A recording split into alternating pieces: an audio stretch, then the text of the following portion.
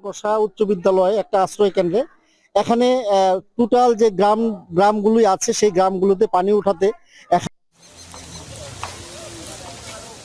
শেরপুর জেলার নকলা উপজেলার দনকষা উচ্চ বিদ্যালয় একটা আশ্রয় কেন্দ্রে এখানে টোটাল যে গ্রামগুলি আছে সেই গ্রামগুলোতে পানি উঠাতে এখানে শতেক প্রায় 100 পরিবারের মতো এই আশ্রয় কেন্দ্রে চলে আসছে।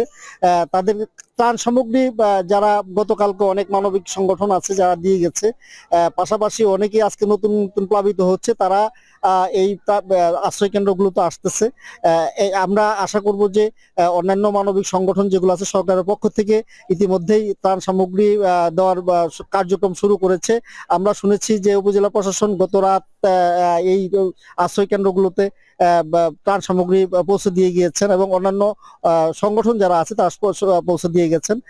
এমনটি আশা করব যে এই ত্রাণ সামগ্রী বিতরণ অব্যাহত থাকবে। এইটুকুই এই সাধারণ মানুষের প্রত্যাশা, যতক্ষণ পর্যন্ত এই বানবাসী মানুষ তাদের বাড়ি ঘরে ফেরত যেতে না পারতেছে।